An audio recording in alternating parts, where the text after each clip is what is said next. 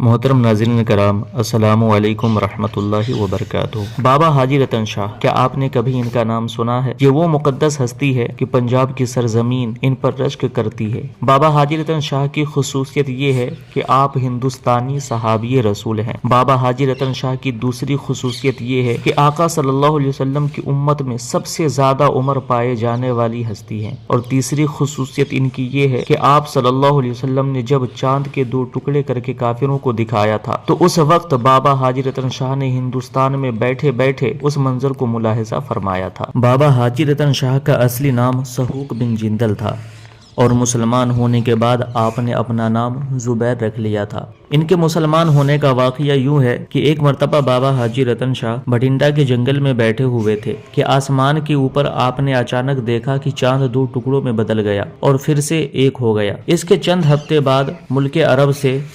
تاجروں کا ایک قافلہ آیا۔ جب دریافت کیا گیا تو عرب کے تاجروں نے بتایا کہ مکہ میں محمد صلی اللہ علیہ وسلم نامی ایک شخص ہے جو اسلام کی تبلیغ کر رہا ہے، اور جب کافروں نے ان سے معجزے طلب کیے، یعنی نشانی، اپنے نبی ہونے کی نشانی مانگی، تو آپ نے معجزے کے طور پر ان کافروں کو چاند کے دو ٹکڑے کر کے دکھایا تھا۔ جب عرب کے تاجروں سے یہ بات سنی تو بابا حاجی رتن شاہ کے دل میں بھی حضور صلی اللہ علیہ وسلم سے ملنے کی خواہش پیدا ہو گئی۔ چند سال بعد جب بابا حاجی رتن شاہ مکہ پہنچے تو پتہ چلا کہ آپ صلی اللہ علیہ وسلم ہجرت کر کے مکہ سے مدینہ چلے گئے ہیں۔ بابا حاجی رتن شاہ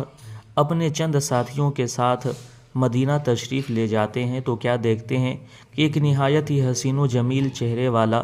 اپنے صحابہ کے بیچ کچھ بیان فرما رہے ہیں۔ بابا حاجی رتن شاہ بھی اس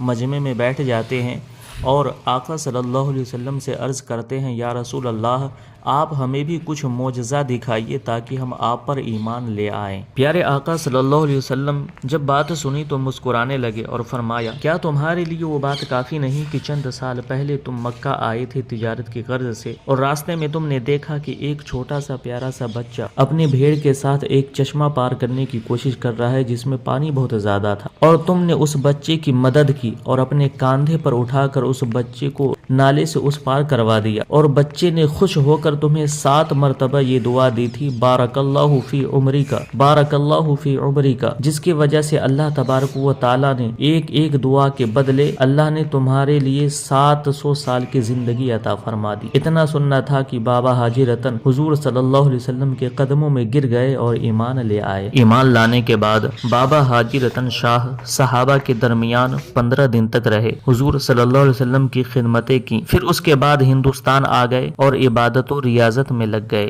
آپ کی مزار پر انوار سے آج بھی رحمتوں کا نزول ہو رہا ہے،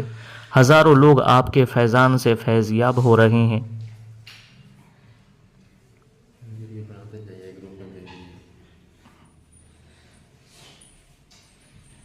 چھوٹا چھوٹا